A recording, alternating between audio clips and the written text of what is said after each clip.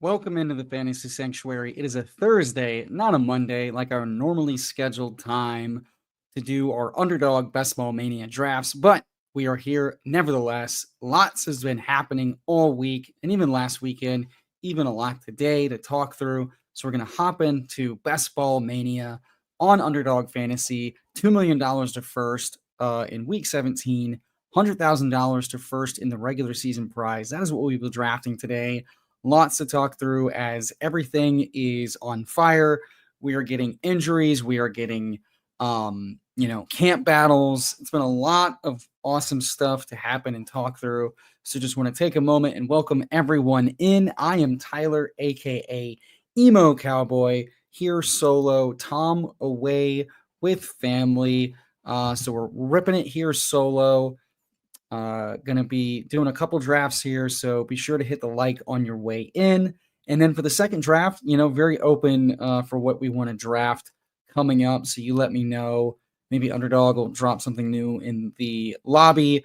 I haven't gotten to pay too close attention in between work and stuff, so I don't think they've dropped anything new. Might have a Husky left if that's even still in the lobby. So very interested to see what y'all would like to draft together on stream. But we'll be jumping into Ball Mania here in just a moment.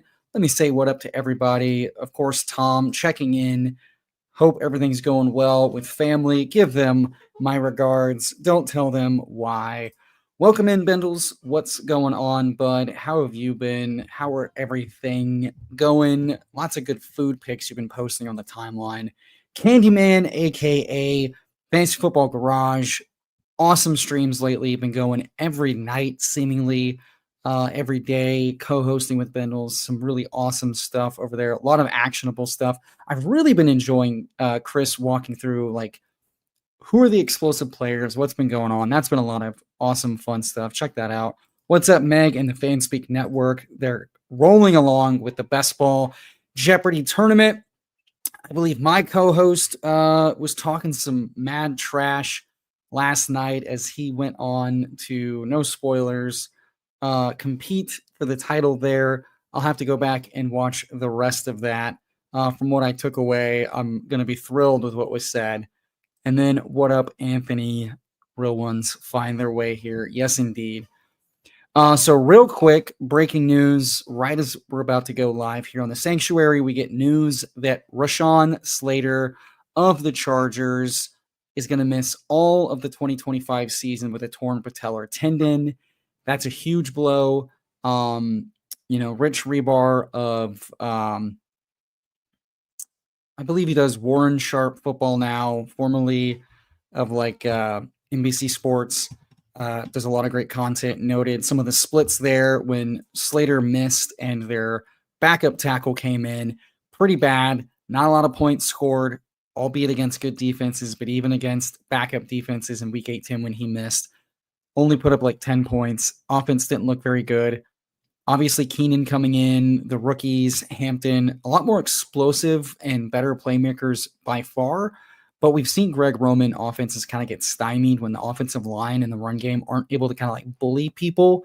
And Herbert, very much has been a player that has played a lot of his career under duress.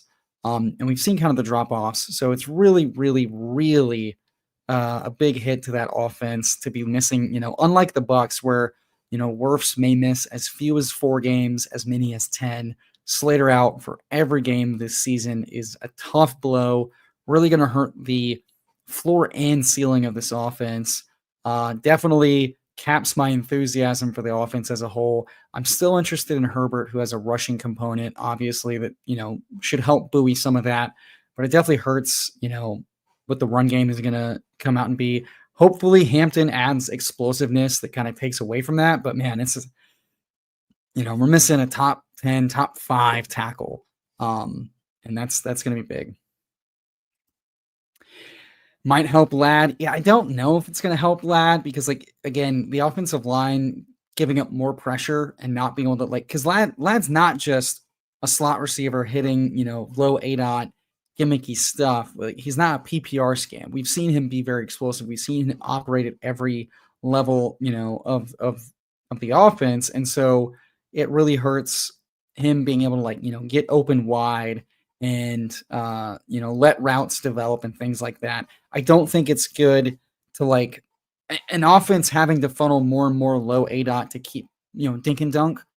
We've seen that really hurt the ceiling of Patrick Mahomes and the Chiefs, with the Matt Nagy offense. So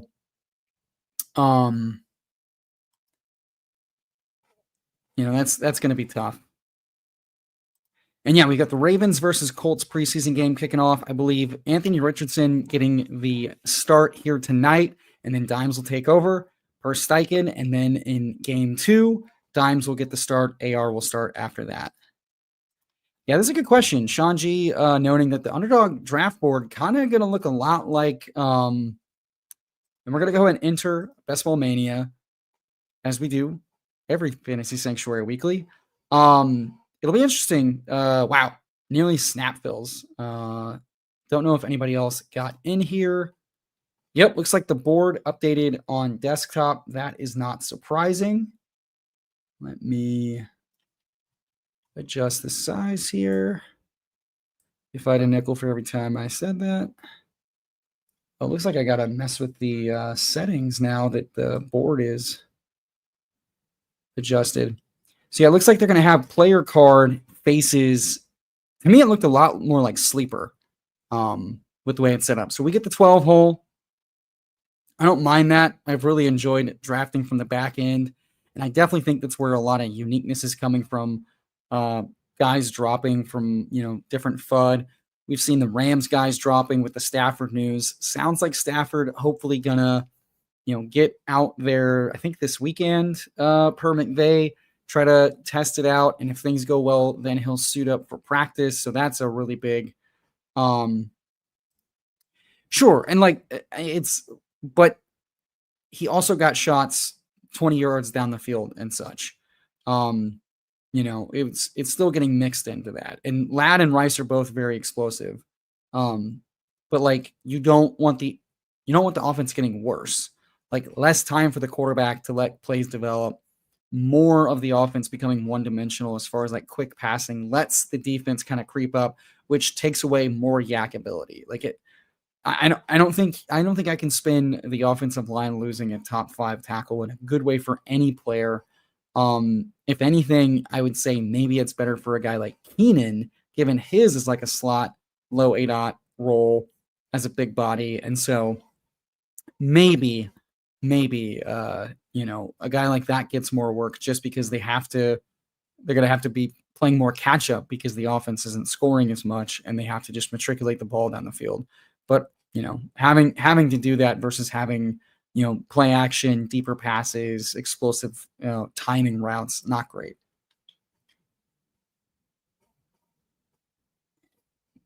McCaffrey going 7. Jefferson not falling much in this room is not that surprising. Sounds like it was always not a big deal injury for his hamstring to worry about. And the comments from the coaching staff seem to be pretty good. No one's worried about Neighbor's toe in this draft. Amon-Ra St. Brown going early as well. Also, welcome in Brett. Welcome in Sean. Welcome in the what? Welcome in No Cap Mac. We're doing all right. First day I have felt well and good in a long time. Okay, so I think we just go Genty BTJ here, which is a bummer because we don't get much uniqueness. But nothing else is calling out and speaking to me. I can make a case for Achane over Genty, but I do think Genty has, potential to be the rare ability to see every touch. If he sees way more receiving work than we're projecting him for, he could be a smash. Camp News has been great on him, been great on Geno, been great on Bowers. The vibes out of the Raiders is really nice. Their defense still projects to be pretty poor. If Genty's awesome, which his profile looks like he could be a unicorn, and he gets a shit ton of work. What if he gets the Kyron workload, right? We've seen 5 guys tops the last couple years get that 90, 85 to 90+%, total running back touches. And those guys their expected fantasy points are bonkers. And then when they hit, it's just huge. I don't see anyone taking away from his goal line work there. So it's like, I like Achane a lot. I like his targets a lot, but, it's, ADP and then Genty and, less implosion risk. Also, it's getting ready to be redraft season when I'm having to ban bots in the chat every few minutes. But yeah, went out to the ship chasing Miami get together this past weekend. We were out on the yacht, had a great time with the fellas, despite a delayed flight getting out there. But luckily, Pat Crane was connecting on my flight, so we got delayed together at the bar, having some drinks, catching up. It was a very good time. Getting in late, poor guy left his wallet in an Uber that I ordered from the airport. So spent a lot of time trying to get together with customer service to no avail to get back with the driver. But outside of that, really good time. But then, Sunday, out on the yacht, out on the sea, having a great time. And I just start feeling unwell. So I go into the galley and I'm like, maybe I'm just heat sick, who knows? Been drinking a lot, yada yada. No, turns out, I'll spare you all the gruesome details, but your boy was deathly ill for most of Sunday. My flight out of Miami was at like 9:00. And I landed at like 11:30. I had to drive home about an hour from the airport, and I was like running on E. I had purged multiple times from my body unwillingly and begrudgingly. Couldn't keep any water down.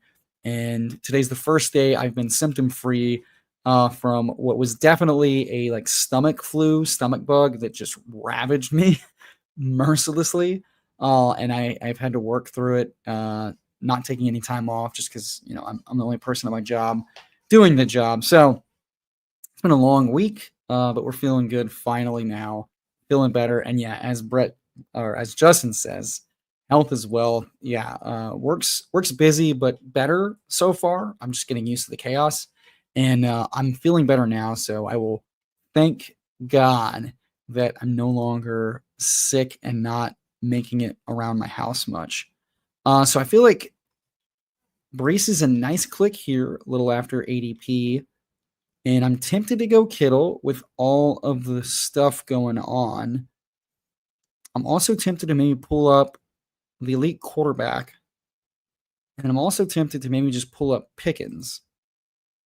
And now I get to decide what I want to do here. I think a lot of BTJ gets paired with. You know what? That's what I think we'll do. I take a lot of Kittle here because he could be like the lead guy with Pearsall, depending on if the Jennings injury is real, if his lack of camp time because of kind of holding in is, affects him physically at all. But I think there's a really strong case that Kittle could just be like the leading receiver for a really big chunk of the season. He was already looking like a really strong bet. So I've been buying him at those prices, soft schedule, number one easiest schedule we've mentioned multiple times here on the channel for San Francisco. But all that said, I don't want to get behind on Daniels. I don't have as much Daniels as I'd like. And in this contest, his playoff schedule is super nice. He faces off of Dallas, who has been struggling on offense and defense in camp, which is not surprising. We saw them kind of struggle on both sides of the ball last year. Micah Parsons not getting extended anytime soon. Guys like him holding out. Risk of injury goes up with lack of, kind of acclimating. So we go hero RB out of the 12 hole. Not a build I think I've done at all in Best Ball Mania so far, but we start Genty, Thomas, Breece Hall, and Jaden Daniels. Just because I get a lot of Brian Thomas with either Josh Allen or Lamar if I'm doing something like this typically, and then I'll end up with like the T-Law stack. So I don't want all of my Baltimore stacks and Jaguar stacks to be highly correlated. So here we're going to force ourselves to go a little bit of Washington. Didn't know how far Terry McLaurin would fall. I've gotten him back around the wrap. I think I've gotten him in the 5th round in a couple of contests over the weekend. So wasn't sure how far Terry McLaurin would fall. I probably should have just pulled up Pickens because I don't think Pickens has been paired with Brian Thomas Jr. very often. And at this point, I just think he's just as good of a pick as anybody else. Dallas offensive line avoiding a long-term scare with some of their guys getting banged up, but they're already kind of thin and getting injured before the season. That's not great vibes. Yes, sir. This is true. Brett Jones asking, who do I like for redraft this year? We have a draft on Saturday. That's a good question. Yeah, I've been having to put my redraft brain back on as I get ramped up for my leagues and then giving people advice. I'd say, I mean, like your Allen through Hurts are all, awesome smash quarterbacks. It's going to be hard to go wrong there as far as like beating people at quarterback 1Z. It's a position that separates. I think you've got a lot of options for anchor running back. Bucky Sheen is a little bit in doubt just because like Wirfs could miss as many as 8 or 10 games. We just don't know yet. We don't know the severity of the injury and the recovery because it's 3 to 4 months. Hampton feels a lot less promising with Slater being out, so definitely lower on that. But you want guys I want. I want in as much Adams and Puka as I could get. I still think that's the case. I still think Stafford comes out of this okay. If you're okay with the risk, I think that's the case. Rice, I like a lot because you can stash him on the IR for suspension if your league allows that, and you can get around that. And as far as breakout guys, we'll get around to that in just a second because I do love the thought process of like who could be the league winners going into the week 1 before we're even there. I think Travis Hunter is going to go way too late in your drafts. And with what we're hearing, he just sounds like he's going to be a priority, and that's going to be great. All right, so back on the clock here. Not loving how thin things are looking.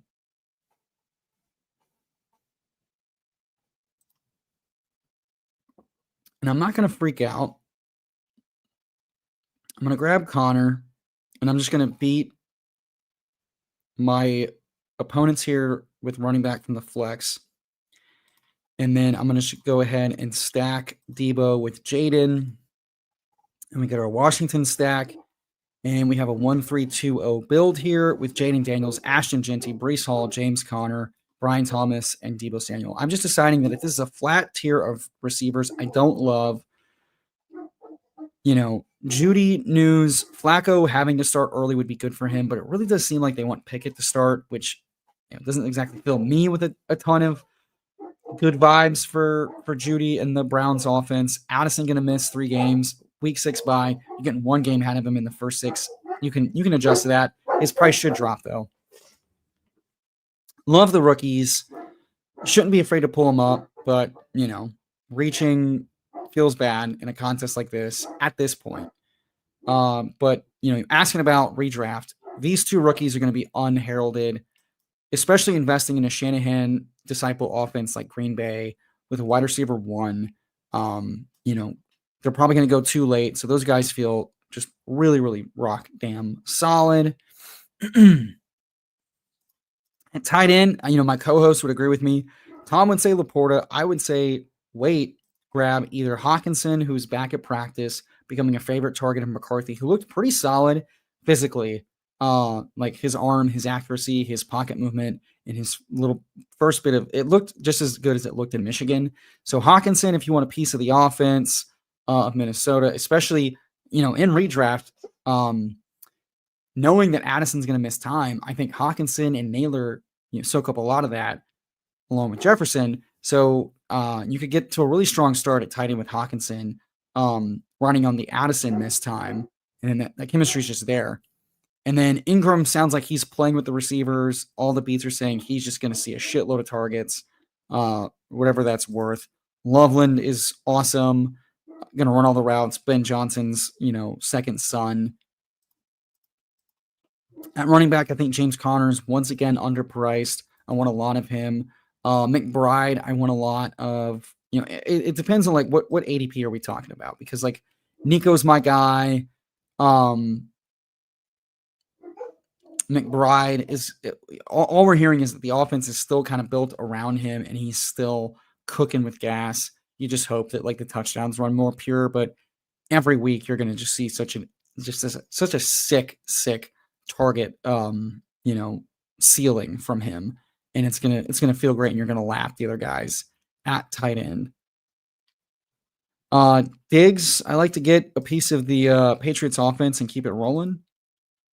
Let's see. All right, I'll take a pause there talking about redraft. Yeah, weekly winners filled a few days ago. It was really shocking to me. I was pretty surprised. No Cat Mac. Yeah, it sounded like, according to the beats, Sertan got the best of him on the first 1v1 rep and then was cooking with gas. To me, I just took away that, like, Shanahan and Matt Harmon said Pearsall really unlocked beating man coverage by late in the season when he started popping. We saw that. We're hearing that from both an analyst who charts receivers for a living and from the coach. So I started, adjusting a little bit of bearish priors based on that. But then it's just funny because people keep bringing up Sertan and the Denver defense, which does seem and look really, really strong right now, as a reason to not draft guys against them in the finals, like the Chiefs. And that makes me laugh because it's like, well, these corners are still beatable if the ball goes there. Like we're already back in when we're worrying about like cornerback matchups 4 months from now.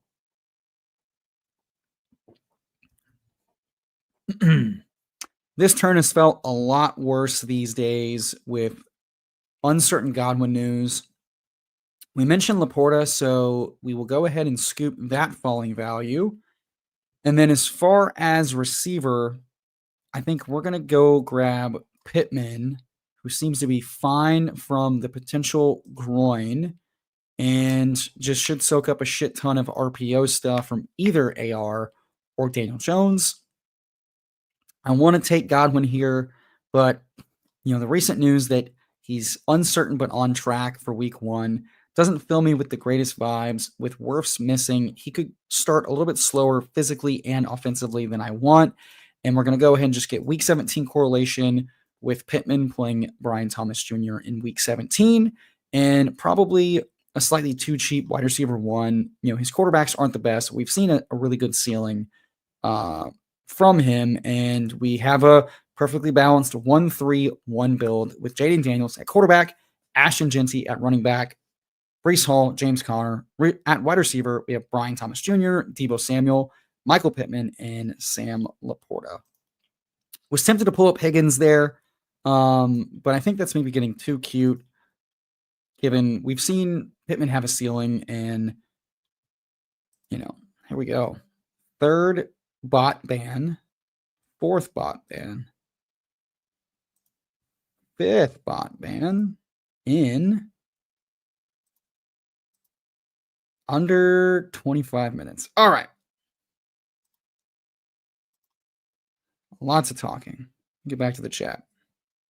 What's up, Cody? How's it going, brother? How you doing? So yeah, back to that. Weekly winners filling quickly. I'm like, I guess people just really like the straight lotto, and they like the Giga Brain, and I guess there was enough not in the lobby at the time. I'm not sure. Pat, were you hammering weekly winners? Great question. Yeah, before I said redraft, scoring settings definitely matter. I think it's easier to say who I'm avoiding than who am I chasing, but I really do think like Buka and Golden are the types of guys that could start fast as rookies and then crush all season. They both seem really, really strong. Stashing an Addison or a Rice on the bench to get through their suspension seems wise if your team or if your league undervalues or like overreacts to early season stuff. And running back, I'll say that the Denver Beats are saying, hey, RJ Harvey could start a lot slower in right now it's apparently, according to Ben Albright, a 70-30 split, J.K. Dobbins to RJ Harvey. And so you might want to, if your league overreacts to things, maybe scoop up a J.K. Dobbins, Tyrone Tracy, who may start fast with a lot of the work, and then be ready to flip or grab if they get cut off the waiver wire, Cam Scatterbo and RJ Harvey, who should get more work as the season goes on, Ben Albright noted that, like, hey, Harvey probably will get more work as the season goes on. So be ready for guys like that. Breece Hall's ceiling is absolutely delectable. If anyone's worried about Brian Thomas Jr., just fucking windmill it. Like, what are we talking about? All right, about to be back up on the clock in the 9-12 and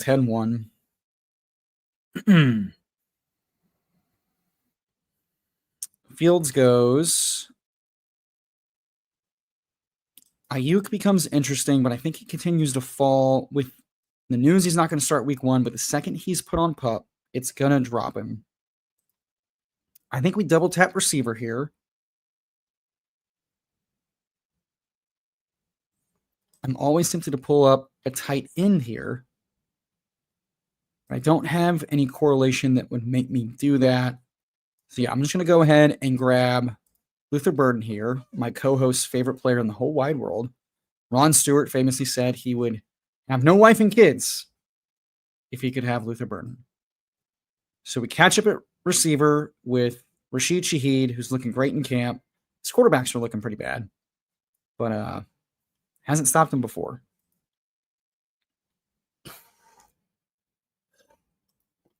Man, I'm going to ban a lot of bots. All right, let's get back to chat. One more. How many more bots do I have to ban? There we go. Okay. Yeah, so we're just going to attack the flex. Intuitively makes sense if you play the Battle Royale. Weeklies on Underdog. The Sims are kind of showing the same thing, that leg up, and some other folks are running. It's just like, hey, instead of trying to catch up with potentially worse receivers at worse prices than your competition, either in this pod or any other pod, just hammer the shit out of the flex with really good bets. I like Connor a lot. I haven't gotten as much Connor as he's risen because I was hammering some of like the tight ends and receivers in that range when Camaro was cheap. So it's like, as he's gotten more expensive, I've just had like blinders on. But now as that whole range of wide receivers become just like a mess that I don't like. I knew Addison was going to get suspended and fall because the market was going to double count it. The Jennings stuff feels like it's just going to fall, and it's, TBD. And we haven't had as many risers pushing up that I like. Olave isn't like a jam to me on Underdog. He just doesn't see as many red zone touches as I'd like. A little bit too empty calorie for my tastes on half point PPR.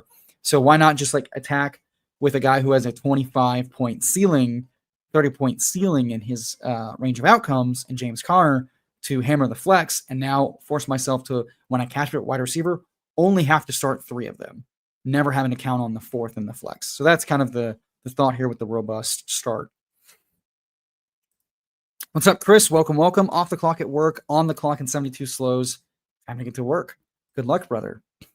Hammer all of the Dylan Sampson and who are the other? Oh, talking about redraft leagues.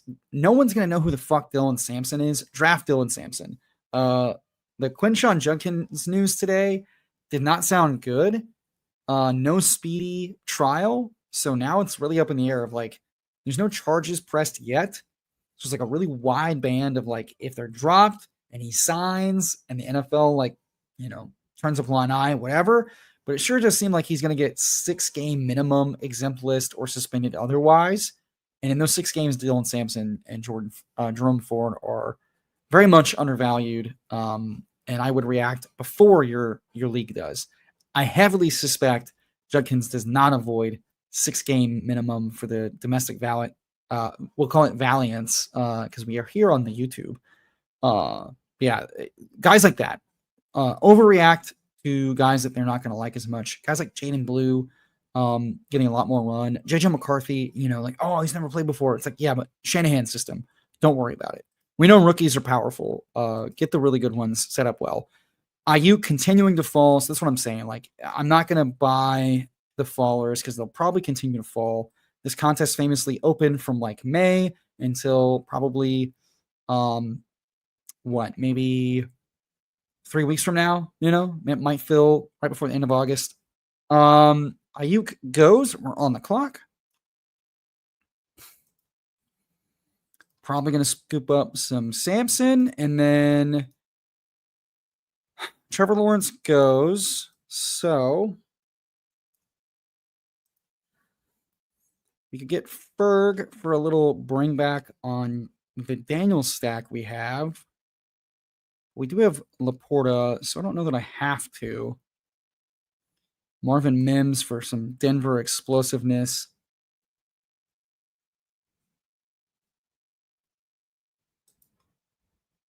Let's get Ferg as a bring back. We might be done at tight end here with Laporta and Ferg. So we have a 1-4-5-2 build here. Jaden Daniels at quarterback. Ashton Jeanty, Breece Hall, James Conner, Dylan Sampson at running back. I practice what I preach, folks. Dylan Sampson should rise a lot more with all this news. Like, he should probably go,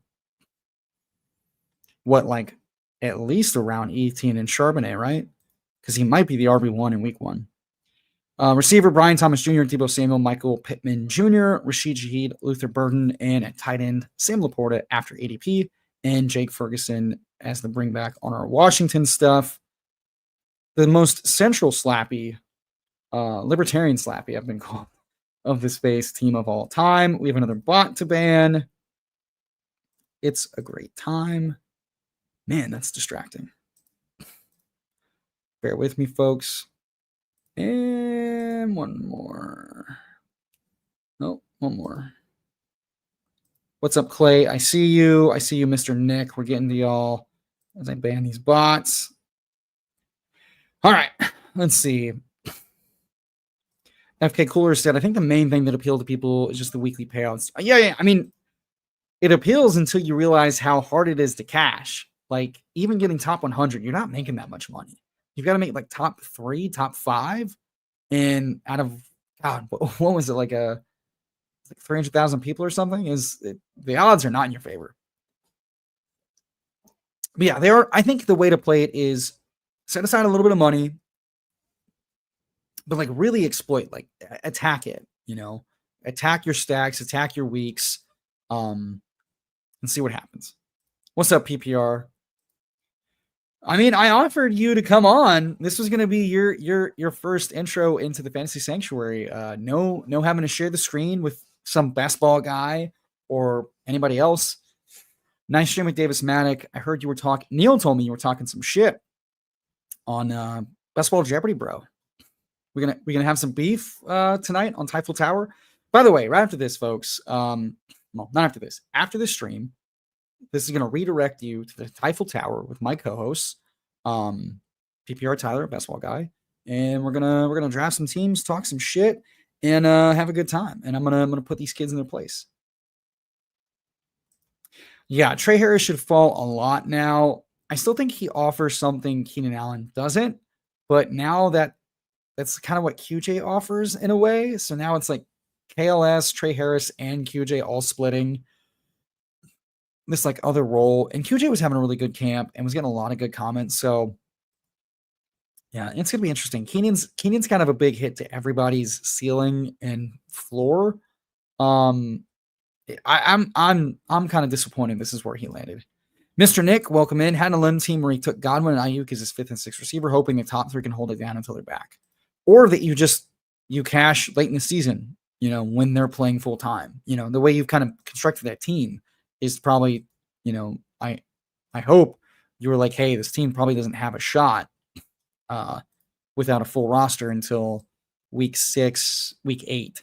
And then I'm live. And so you built according with like a lot of rookies and stuff. That's how I would attack it. Back on the clock.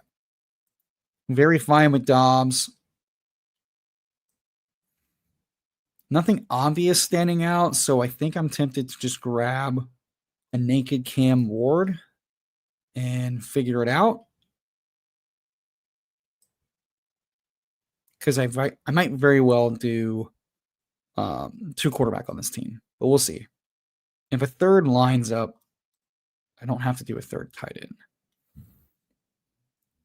QJ probably continues to fall. I don't need a buy. Nothing standing out at running back that I'm like dying to have. So yeah, we'll just grab Cam Ward, who's still too cheap. He's risen about 10 picks, but he also fell about 10 picks. So he's like same price as he was maybe like a month ago, 2 months ago. And it's just too cheap. Like, his passing looked really solid in college analytically, and he's got a rushing floor. This is too cheap. And the bots are back. The pitch is back. What about y'all? What's y'all's shout for redraft targets? I'd say it gets thin fast, and so attack the elite stuff where you can. Elite ceiling, you know. What up, Clay? Yeah, we got him. Okay. Looking at the board here. Ertz going sucks. I could have pulled him up, but it did not feel wise to grab a third tight end when I already had 2 within the first 12 rounds. So right now we're rocking a skinny stack Daniels, which is totally fine. But he's been a safety blanket again. Unsurprisingly, Cliff Kingsbury loves to run him as his main engine until he dies. Loves his tight end, loves his safety blanket stuff. Woody Marks, wow, going at 14.8. The only thing I don't like about this draft board is much like Sleeper, it shows this, but I'd like to know ADP, like live, what the pick is. Because that's how I'm memorizing ADP, not rounds necessarily. So that's my one complaint here. Trevor Lawrence went to the Hunter drafter, I assume. Nope, just naked. Yep, cool. Trevor Lawrence goes naked to the Harrison Golden drafter, who just doing things. Penix is also stacked, quote unquote, with Bijan. Richardson, Stafford. Yeah, so this quarterback run makes me feel better. Jesus Christ, just now noticing Pop Douglas. Keenan Allen going there. I probably should have... this team probably needed Keenan Allen above Ferg, but Allen's been going so cheap that I wouldn't say I won't take him, but I'm not trying to jam him now at worse prices. And I have about like 10% going in, so... Yeah, right before Dobbs hurt. But that's super funny. Like, this has got to be a leg up drafter, right? If Pop Douglas May... Yep, Drake May in the 7th and Pop Douglas in the 12th. Tell me you're using the sidekick without telling me you're using the sidekick. Speaking of...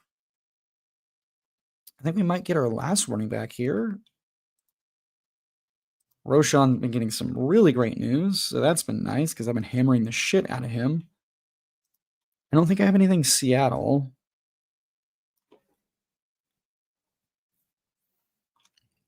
So we'll go Roshan. And Noel keeps dropping. People keep getting him in like the 200s. Pat Bryant should fall. How many correlation I got to think about?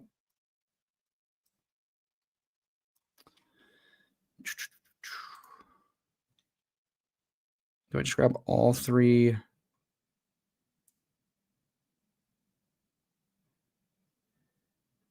Yeah, ADP doesn't matter. We're just going to grab Noel.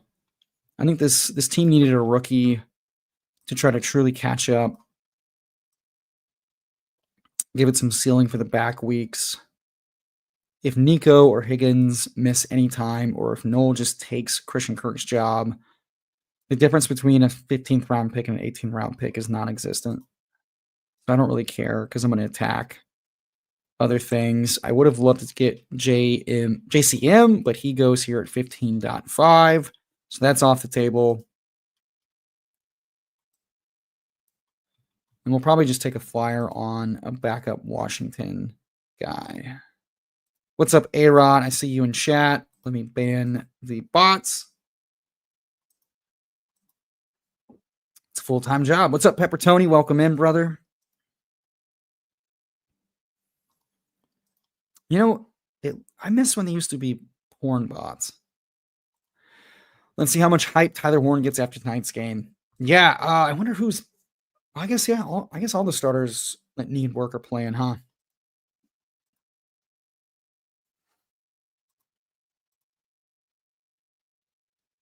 Dude, it's gonna be so incorrigible if like AR comes out and looks bad. It's gonna be rough.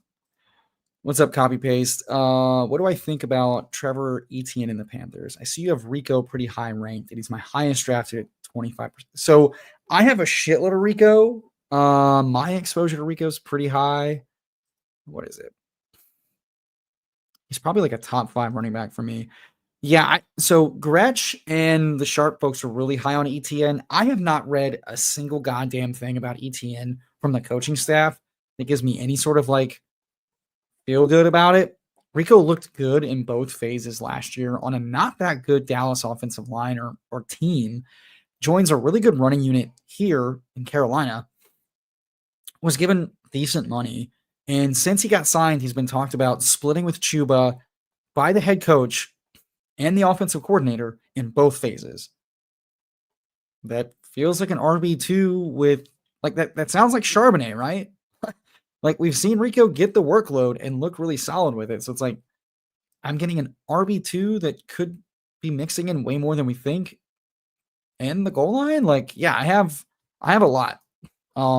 It's not been feeling great. And ideally, I think ETN could like he can absolutely be the guy if there's like an injury or something, but like he's a 4th round pick. And I have 27% Rico. So I've been trying to make myself take him less now, try to catch up on other guys. But I just think his price and his profile has been mispriced. So I've been pretty aggressive on it. All right, let's see. Man, Dyer. We might just tack on the dimes or the dart for week 18. We do have Pittman. I'd have to backstack dart somehow. Oh, well, Slayton is there. Well, that might just answer the question. Because otherwise, Torrey's gotten some nice buzz. And then a Tennessee guy. Now let's just stack up dart. When in doubt, it gets us a receiver and it gets us another skinny stack quarterback. Because if I go 3 quarterback, I want that 3rd stacked. So we do have naked Cam Ward, but I don't hate it because I don't have to get a stacking partner right. And if he pops rushing, then it doesn't matter. So our final BBM team here is a 3-5-8-2. Jaden Daniels, Cam Ward, and Jackson Dart at quarterback. Jackson's had an up and down camp. Mentally, it seems like he's getting he got a lot of praise early, but it seems like the practice reps have been pretty poor.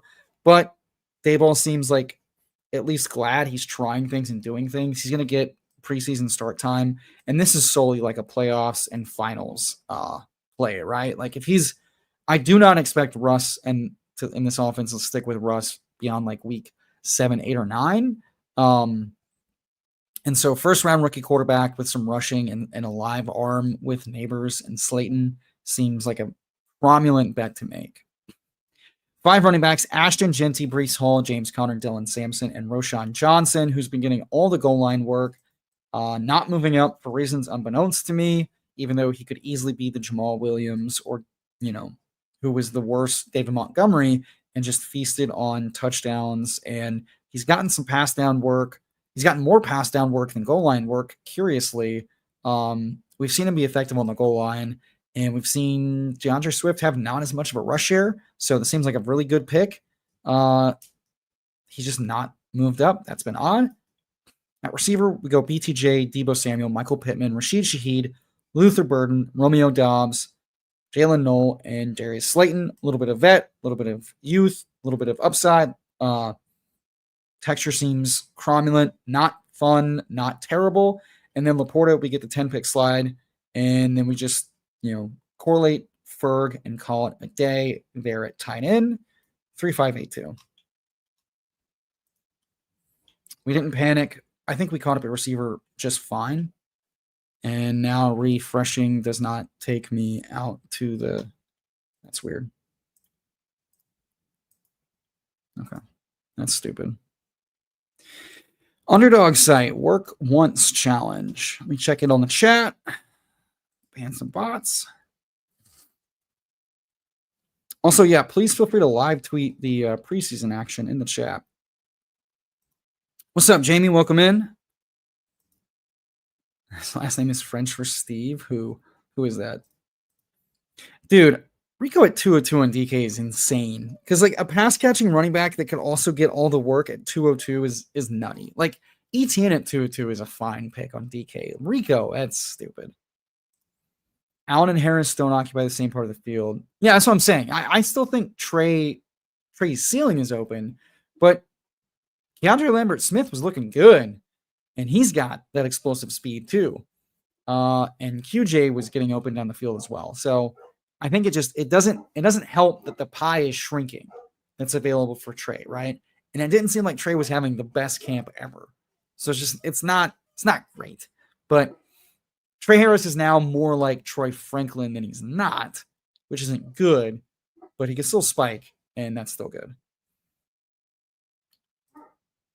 Yeah, I mean, I wouldn't be surprised about that, right? Like 1-year contract running back certainly could be nothing, but this is also the type of profile that just seems like it should be priced much higher, and then we talk about it. So I'm into it. But yeah, we get Warren is trucking a dude, caught 2 passes, nice. CCCC, I got you. All right, let me.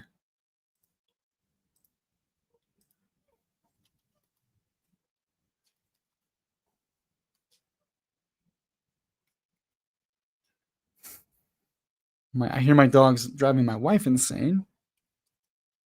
All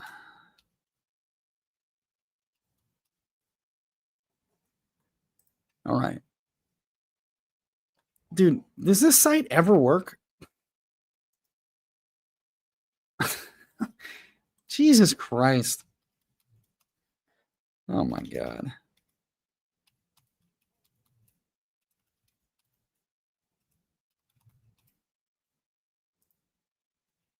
Sick. Very cool, Underdog. Your site sucks. Your site sucks. Your app sucks. Y'all suck, man. Like, what? Get it the fuck together.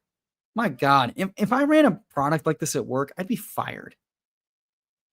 Jesus, I'm so tired of it. I'm so tired of it. All fucking off season, you assholes have just fucked shit up for no goddamn reason. I don't need a fucking new draft board. Fix your site. Fix your app.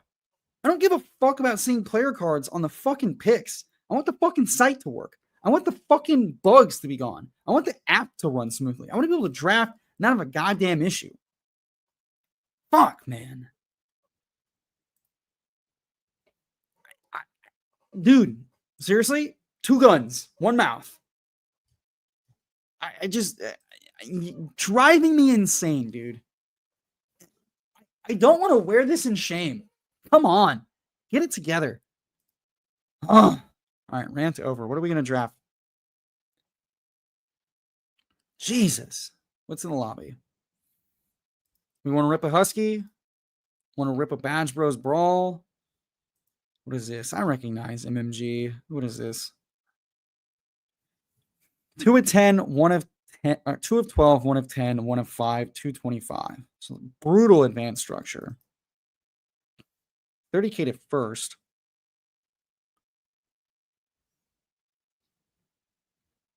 What do y'all want to draft? Eliminator, Husky, BBM, MMG. What do we want to draft? I'll let y'all. I'm getting fired up before the 2 idiots fire me up. Yeah, so Warren seems fun, and he's had a solid camp, and then the team has done nothing but like slob his knob about how much they want to feed him.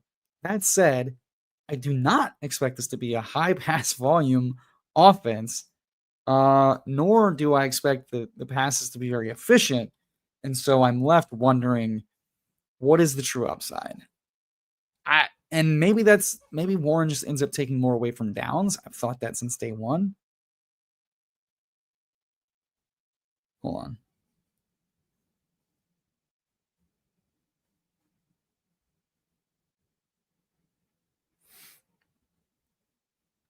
on. I don't think this should preclude us from being into it, because if Warren's really, really, really, really good, it takes more away from like A.D. Mitchell and Alec Pierce and Josh Downs. But yeah. Yeah, you'd like that, wouldn't you? A limb. Okay, 2 votes for Eliminator. We got anything else? Or is that what people want? You want to come? You want to 1v1 me? Week 1? Is that what we want? Okay. I mean, he's definitely insulated in the AR and Dimes battle. Big dog. Yeah. Hey, Pepper Tony, you hit me with a super chat. We'll we'll get in the big dog. And we'll sit here for a long time because it won't fill. FFPC. What's up, Robert?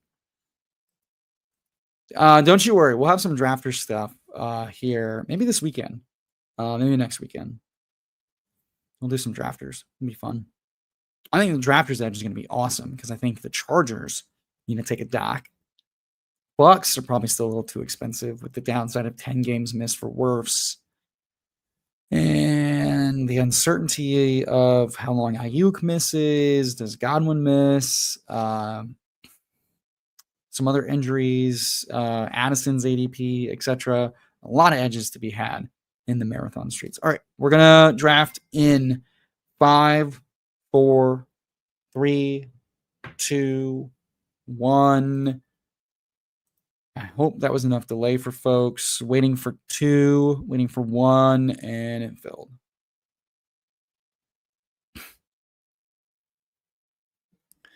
All right, let's see who got in here. As I ban another bot. Keaton Mitchell ripping off big plays against the Colts. Who saw it coming? One of the worst rush defenses and backups. I need to know if the starters on defense are playing or not. We get the 1 spot. Hello. I don't love the 1 spot eliminator, but we'll survive. I also do need to adjust my ranks after this last weekend. I think I updated them early last week before I left for Miami. Also, if you're here, 52 minutes in, please hit the like. Every like helps. Leave a comment afterwards. Every comment helps. We're on the road to 4K. I think we've got less than 180 subs left to do that. So hit the like, hit the sub. Appreciate y'all. There he is. Keaton Price going up. From what? From undrafted to the 16th round? That's what I was saying, Robert. I missed it when the bots were wholesome and horny. Now they're just fake NFL ads, which, to be fair, at least I liked it when they called people in the chat virgins, and now they're just like, oh, you want football? We'll give you football. What's up, Losamo? You're in this draft, aren't you? Yeah, there you go. I saw you. How you doing? Were you watching the stream and jumped in, or did we end up in the same draft and you came over here to talk shit? Either way, respect. Let's get down to business. Man, that sucks about Rashawn Slater. Brian Thomas Jr. going ahead of Barkley consistently is funny to me. All right, I'm watching.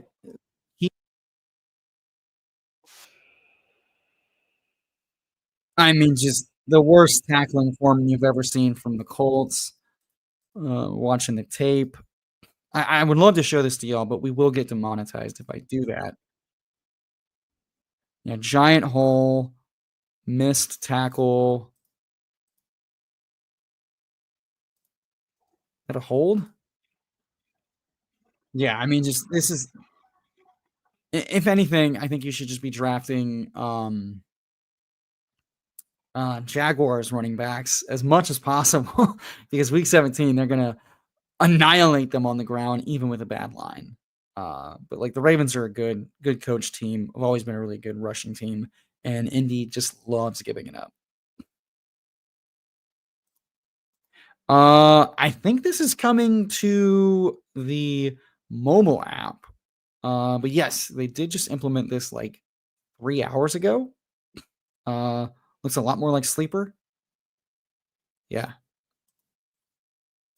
Doing good, getting some drafts in here before work was lurking. Nice, man. How goes? What are we drafting? What are we chasing?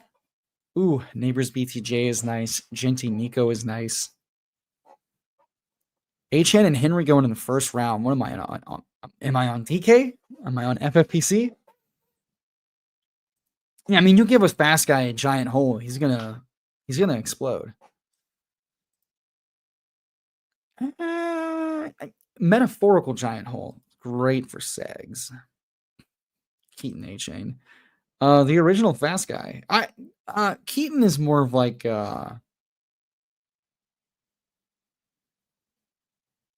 he's so much smaller. HN Irving, wow, slapping it up. I mean, Justice Hill was already falling, and I don't get why. The coaching staff literally said, like, Hill is the passing down back. Dude, if I was calling plays, I'd be like, AR, you are not running anything tonight. Because that's the thing. All the AR bulls are like, oh, he's back. Draft him so much. It's like, okay, he's starting week 1, probably. That does not mean he's starting multiple games past week 1. And that certainly doesn't mean that the throwing injury or the injured throwing shoulder that got hurt without contact, without hitting reps in practice, does not get re-injured when he smashes his giant body into another human being live in a game. Like, I think Daniel Jones starts a bunch of games just because of injury. It's happening. It's coming. All right, eliminator we want out of week 1. And we ideally want out of week 6. Almost on the clock as it gets milked. Rams play the Texans week 1. And then the Titans and then the Eagles. So Jacobs goes. So I think Kyron is a have to have here. And then the question becomes elite quarterback or I kind of wanted to go double running back with Chase, and I think I'm going to do that. Wait, who did Jets play? Steelers?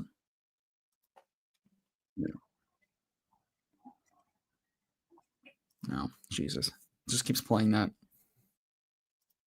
We're going to go Chase, Kyron, Brees. A little bit unique here, but also allows us to just play a little bit more flexible. I don't love the running backs at the turn. I don't know if Walker's going to make it back to me. I don't want to have to reach on Connor.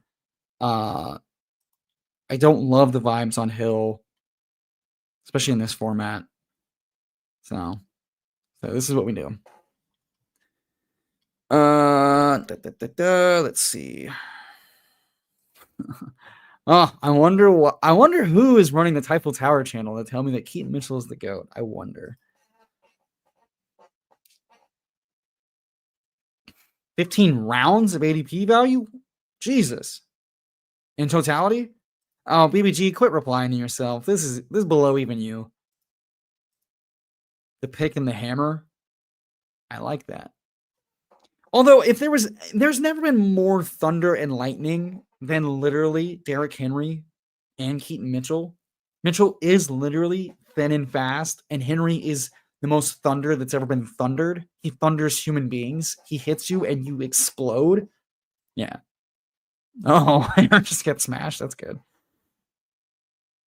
Wait, seriously? He's not. Oh no. Did it happen as I was talking about it? Oh, fuck. Oh no. Oh, that sucks, dude. Shit, I have to see this hit now. Oh boy. Oh, unblocked. And it's from the right side. How does he not see that coming? Oh, fuck, dude. No block at all. No chip from the running back. Is that the first round pick from 2 years ago for the Ravens? Just total unblocked, full speed, right into his fucking shoulder. Jesus Christ. Wait, why is Warren's job to block a linebacker one-on-one? Oh no. I feel like the biggest asshole oracle for pointing out that was an extremely fragile injury situation. Jesus Christ. Who's adding me?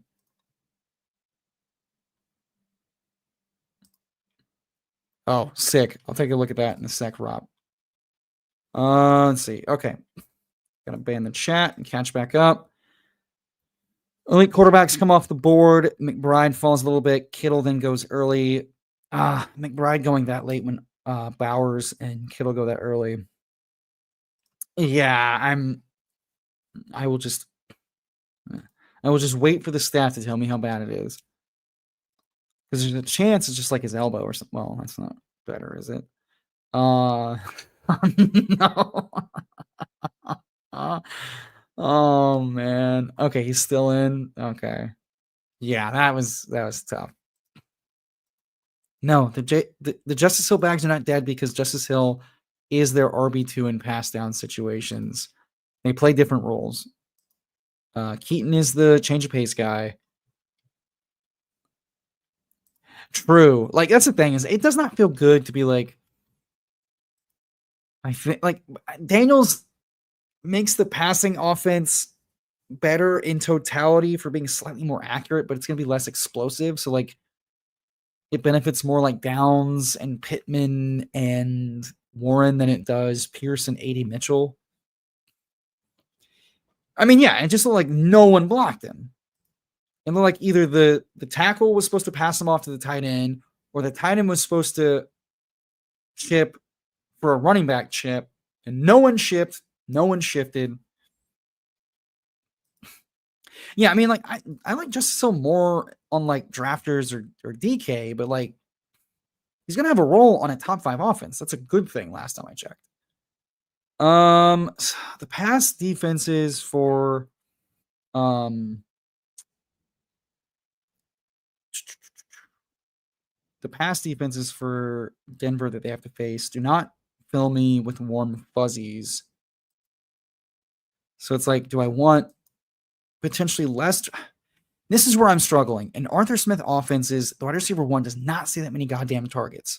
But A-Rod runs so pass heavy. The JMO drumbeat in Detroit, I'd rather hitch my eliminator wagon to Detroit than Pittsburgh, so I shall.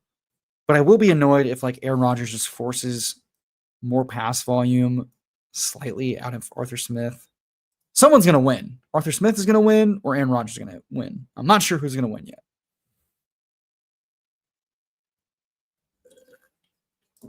That's funny. That is true.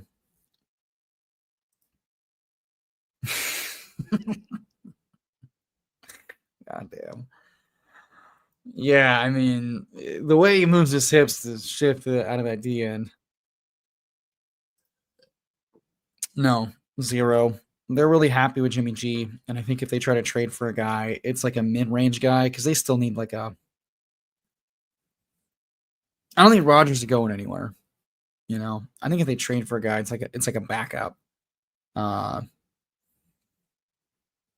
I think Kirk Cousins is more in play than Aaron Rodgers, right? Because like if Stafford's truly like if his back is hurt and he's already year to year on a contract, they'd rather try to get in a guy who might stick around for a year or two, Seattle with Darnold, you know, than a 1-year rental. This is Aaron Rodgers last year. And I don't think the Steelers are giving him up because like Tomlin will not go 8-9, 9-8, you know? So I think it's Jimmy G unless he goes down or looks dog shit, and then I think Kirk Cousins is back on the menu. A heavy non-smiler team. Oh, that's right. I forget that we see the fucking faces, so you get to see all these serious dudes. I don't know. To me, everybody's about business except for Sutton. Sutton's not up for business. I hate Sutton at this price, except for Eliminator, which seems fine. In Eliminator, it seems fine. It's not fun, but it's fine. So I guess you pad it with the explosiveness of JMO.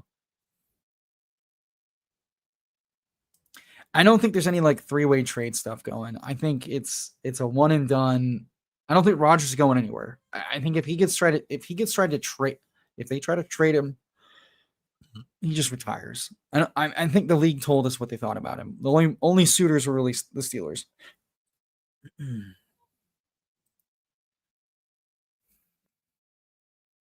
I don't think that's true. I mean, Jimmy G in a Shanny offense like McVay has been way better than just serviceable. He was really bad in, you know, I think no, they were Vegas Raiders. He was bad with the Raiders. A lot of people have been bad with the Raiders. McVay makes it work. And again, Kirk can easily feed those guys too. Now, I think Cousins is easily on the market. And the Rams total, like, this is a win now team. They could probably get Kirk for like a third or a fourth max and just to offload that contract. And because they could even like pay more of the contract. I keep fucking doing that. Because Kirk doesn't want to be there. And so the Falcons don't want a guy that doesn't want to be there ultimately. And Kirk wants to start. Ooh, we get blessed with an Olave slip. And now we get to Brian Robinson's price in this is egregious. Jacoby, Emeka, Egbuka, Golden. I think Golden or Jacoby make a lot of sense in this format. I think I want a piece of the Green Bay offense instead of the Vegas offense. The target ceiling for Jacoby is enticing, though. He's had a good camp. Let's get a rookie. People are afraid of rookies in Eliminator. I don't think that's right if they are very athletic and tied to a Shanny disciple and a good offense. A lot of things could break right for him. And I think we already sold for targets in Olave and Sutton. So why not keep taking some upside shots for spikes? Because Golden could get off to a really hot start. So not your typical rookie. Catching up on chat. Yeah, and like, yeah, Cousins has cooked in every Shanny style offense he's been in. Well, so BBG, what I understand is it's because of the disc stuff, it's just how well is it reacting to the epidural? You know, it's more of just like, is he going to be able to be active? And it's not going to like re-aggravate the issue. Also, I would not be overreacting to anything going on with Warren, simply because like Kenny G is apparently getting worked in way more than anybody would hope. And so maybe too much of the passing pie gets split between those guys. Yeah, but is he running into his linemen because his linemen are bad in backups? You know, he's got the right assignment, but I wouldn't overreact too much to preseason film. LOL. My issue with the Rams is the ADPs, most of them are so high. It feels like more downside than risk than upside. Sure. I don't agree with this at all. I don't. Pure upside max, Puka's a top 3 pick, and Adams is, where Rice was going, mid-second. If we're talking upside. These guys have shown their upside of like elite ceilings and elite floors. We've seen Jimmy G buoy 3 San Francisco pass catchers in like the top 100 picks year over year over year. That Jimmy G. Like, he looked bad in the Raiders. A lot of guys look really bad on really bad offense.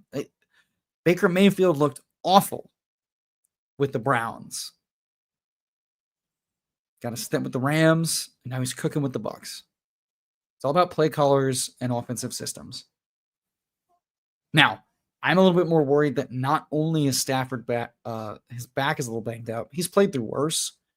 I'm more worried that the offensive line is missing some starters right now for an undisclosed amount of time, leading to more pressure for whoever's throwing the ball. That said, we've seen McVay coach around. Like, he coached around losing 4 fucking offensive starters last year. 4. And the offense was still very good for fantasy with Kupp and with Puka and with Kyron.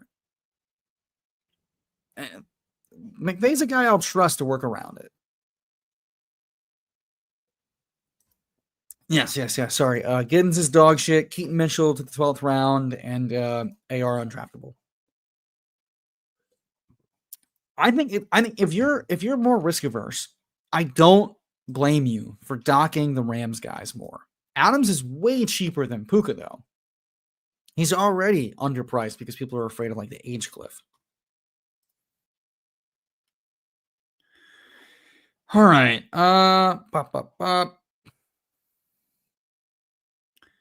Something tells me either double tap. Do I get the skinny stack with Bo? Or do I get the higher floor with Fields? I'm gonna grab a receiver, buy us some time. I'll get the lean to the better offense. And I'm bummed J.K. Dobbins is going as high as he is now. Tracy going that sucks, yeah. I'm so glad I went Kyron and Brees because I had a feeling running backs get pulled up really high here. I'd rather get two guys with good roles and good offenses and let the chips fall where they may. Yeah, Pollard goes way before me. Nixon goes 7-7 is hilarious. This is the one contest I would refuse to take him in like the top 140 because of how heavy week 1 is to getting out of line. Yeah, I mean, like almost every QB besides Tom Brady has looked dog shit in a McDaniel system that wasn't in New England for like a game or two. Like Jimmy G looked good when he was in New England with Skarnecchia coaching the offensive line and Bill Belichick coaching. The second McDaniels is on his own, those offenses look horrid.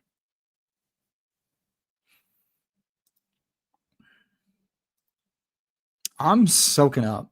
Adams looks good. He's looked great in camp. He's gotten great rave reviews from the coach. He's gotten paid a shit ton of money. And the offense can struggle, and the offense can just live and die by Puka and Adams. Like, I don't think that's what y'all understand.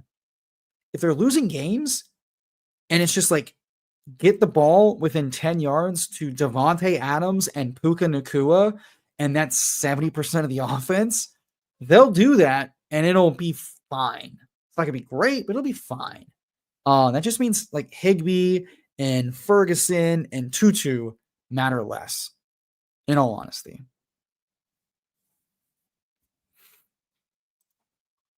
We got some turnovers. All right. Man, I wish this draft would fucking pick up.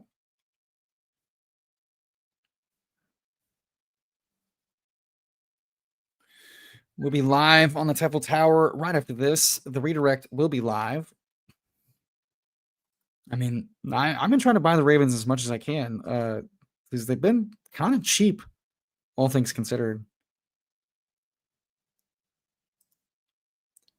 We're getting live updates. Tyler Warren is cooking.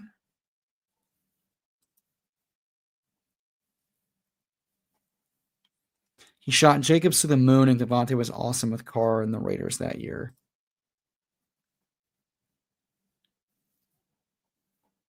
I mean, Jacobs shot to the moon on volume. The offense struggled. Yes, Devontae was good. That's my point. And Devontae could be awesome with Derek Carr, with McDaniels. I think Jimmy G and McVay will figure it out.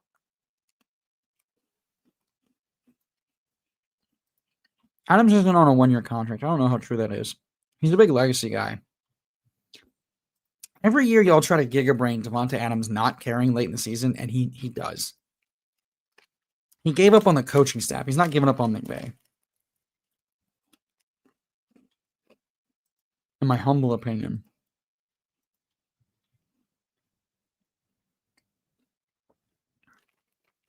I don't love punting tight end, but I think if you're going to do it in a contest, you do it in this one.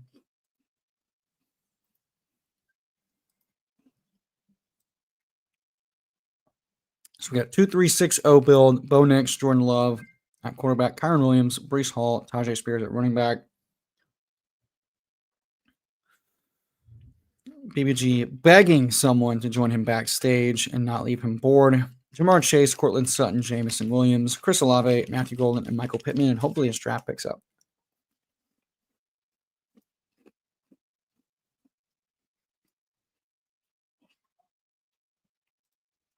One more reminder, if you haven't already, please hit the like. Oh, Bobby Hill says,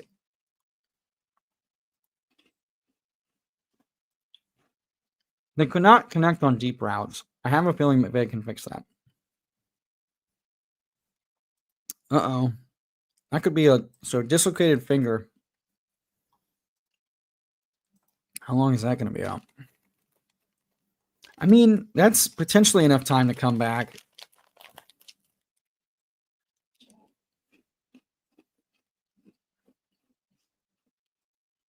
Also, looking at the play,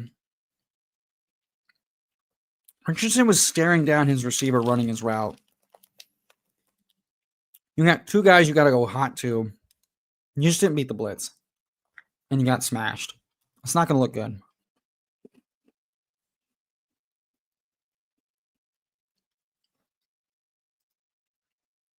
I mean, the O-line definitely shifted poorly, but also AR just took it in his mouth. And it goes 11-10. That's pretty bad.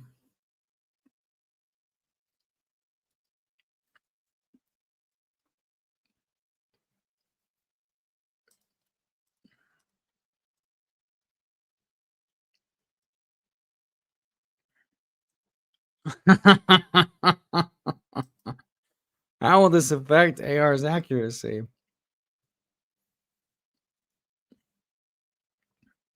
Okay, looking at Jeff Schwartz breaking down offensive line play. He's saying it looks like empty protection, and Richardson, yeah, that's the second person I've seen agreeing that did not recognize protection with the incoming pressure and just ate the blitz.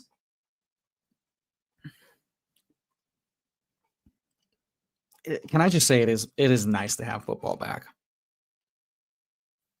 I have missed it. Chase Brown running a simulated pass route on first down. It's pretty interesting. It's good. Confirmation he's going to run more routes. That's very bullish. I was really worried about that for him this year, so that's cool.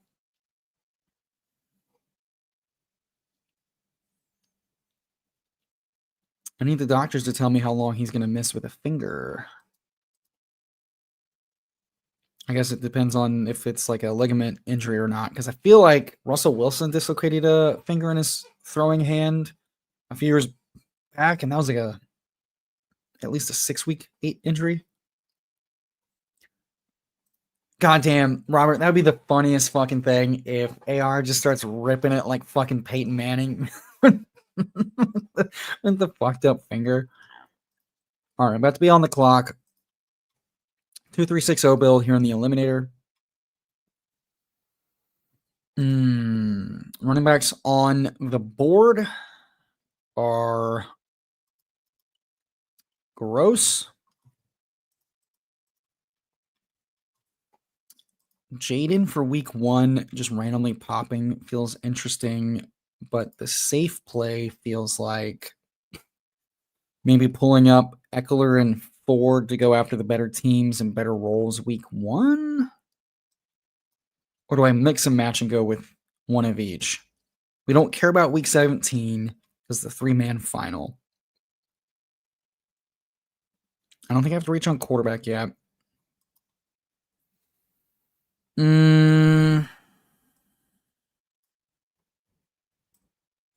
think I'm just going to go forward with this Judkin news because for 6 weeks, he could be RB2.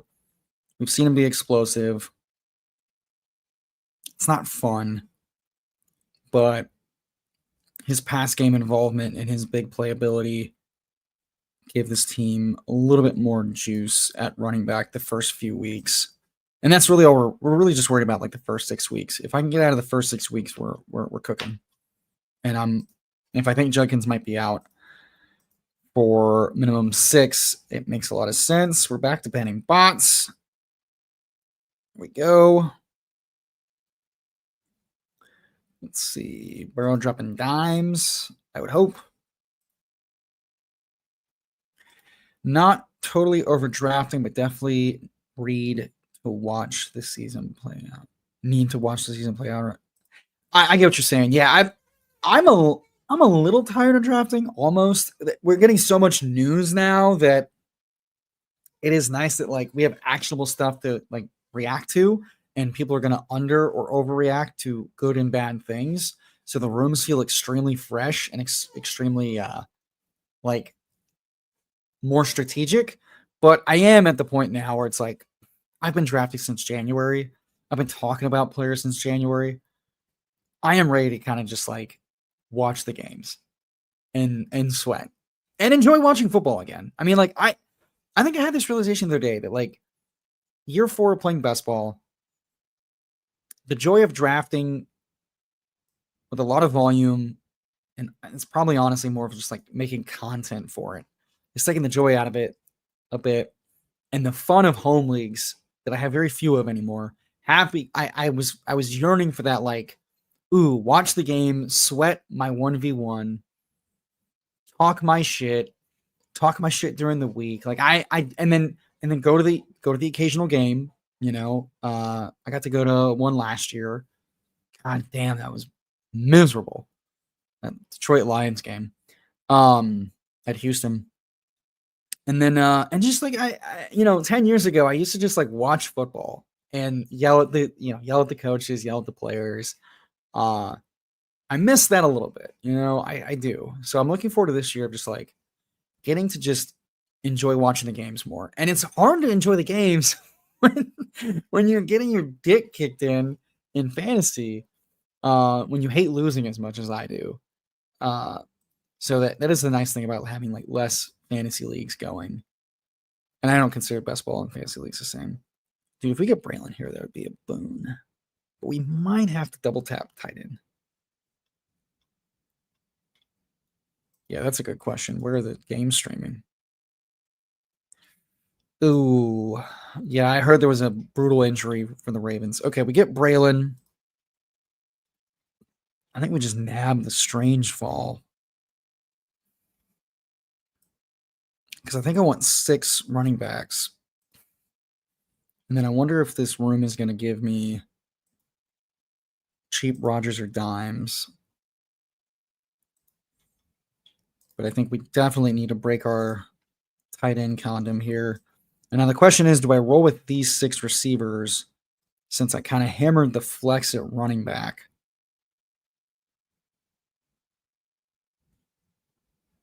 Chase, Sutton, JMO, Olave, Golden, Pittman. Because I need 3 tight ends at this point.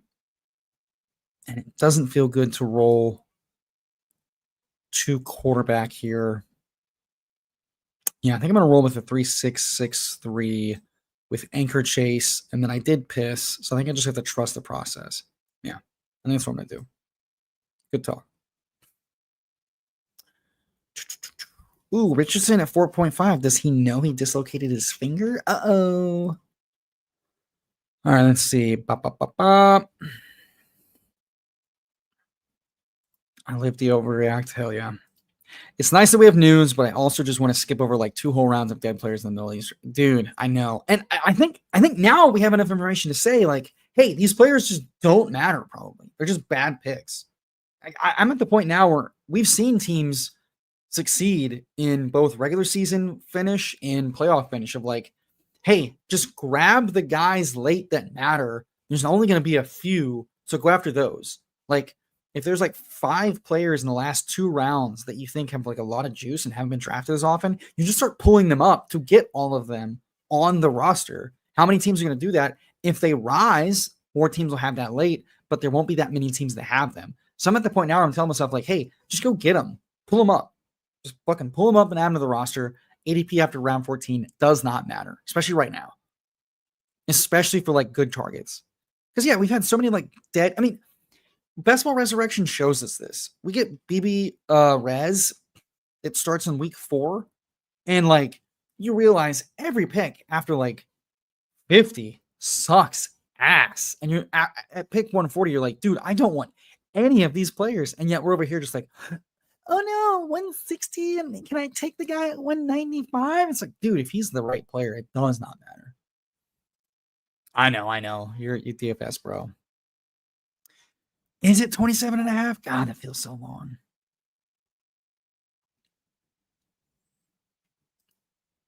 Fuck, you're telling me, dude.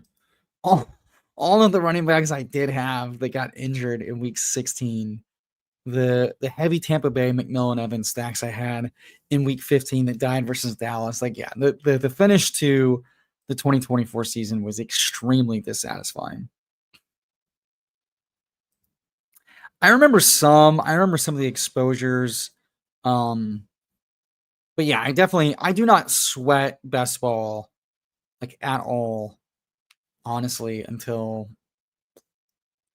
week 14. And even then, I don't think it's worthwhile doing because like it's week 15 is like sweat. And I think Rebar has like the almost the optimal of like, hey, I don't even look or care until it's all over. I want to sweat week 17, but yeah, I like go in and look, but like sweating it before like week 16 is, I think, just masochism.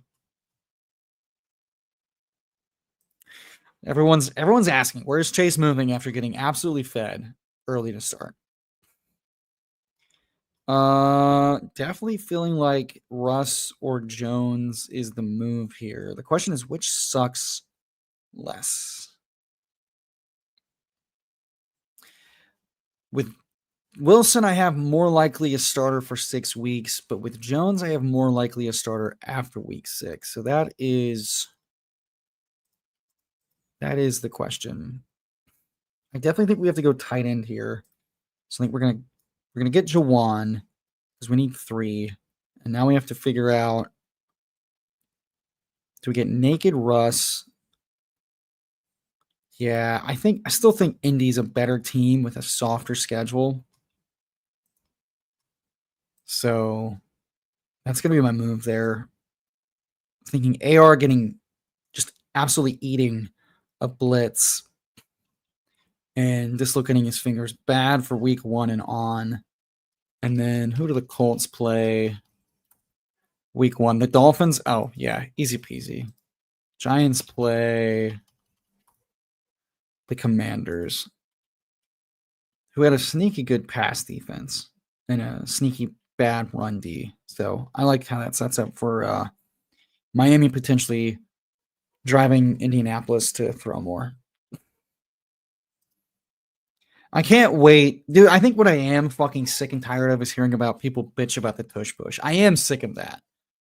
I am not ready to have to hear people complain about the tush push.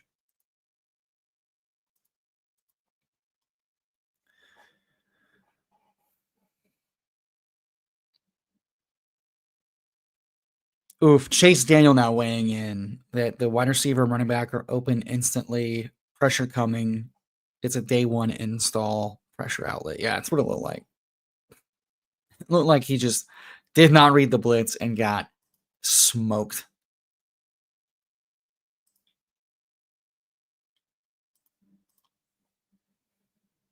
Also good for Tanner McKee. Okay. Come on, folks. Let's wrap this baby up. 2 minutes. I think we hit just in time for Typhal Tower. Hit the like, leave a comment afterwards. I'd love to hear who your late round gyms that are about to rise up like 4 rounds because of preseason, people catching up to what you know. And I'd love to hear, your deep sleepers. Keaton Mitchell. God, that's so funny. This guy taking Keaton Mitchell. He's following the news, but then takes Dalton Schultz. Yuck. I mean, Freiermuth, apparently the tight end 1. I don't know why you're taking Schultz over him. Pop Douglas, Hunter Henry, please have May. It would be so funny. Oh, he doesn't. He has Diggs. Oh my God. Tripling on New England in the eliminator that's a choice. That is a choice. Second easiest schedule, though. I think looking at the easy schedules, especially starting the season, is a really big edge in the eliminator. Yeah, that's the question, is like, how much of this O-line is starting, how much is banged up. I haven't been checking if they're missing anybody tonight. I don't know if they're resting the center. Not looking good that they're looking bad. But they're also like, this is not the elite Colts offensive line. This is not the elite Dallas offensive line of 5 years ago. Jesus Christ. Are you serious? You have 80% Keaton Mitchell pre-draft? Oh my God. I mean, yeah. A year removed from ACL with his RAS and his youth, he was definitely going to return to form. He's fun. I just don't know how much he's going to see without Henry going down. But if the blowing team's out, you know. Oh! All right, hold on. I got to share. Breaking news. Chat, is that bad for your throwing hand? Oh my God. That's brutal.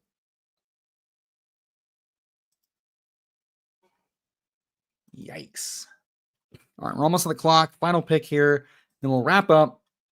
Take it over to Typhel Tower with the boys. PPR Tyler, best ball guy. Appreciate everybody hanging out tonight. This was fun. My God. Who do I take? I think with the Ferg injury and the Keenan signing,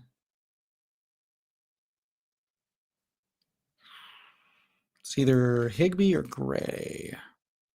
I think I just got to go Higbee here. 3663 an eliminator. Bo Nix, Jordan Love, Daniel Jones at quarterback, at running back, Kyron Brees, Tajay, Austin Eckler, Jerome Ford, Braylon Allen, and then at wide receiver, Jamar Chase, Cortland Sutton, J-Mo, Chris Olave, Matthew Golden, Michael Pittman, using Jamar Chase to leverage only having 6 receivers on this team so I can catch up elsewhere and hammer the flex with a running back, Brenton Strange, Juwan Johnson, and Tyler Higbee, the least exciting tight end room you've ever seen. Hit the like on your way out. This will redirect to the Typhel Tower in just a moment. What's up, Green Bean? Yeah, it is time for the tight end. Well, will he hold up at tight end? But yeah, we're gonna shut it down here. It's gonna redirect to Typhel Tower. Come drop a like. Come drop a sub. Leave a comment here afterwards. Interested in on who are the risers the next few days. Appreciate everybody hanging out. Catch you right quick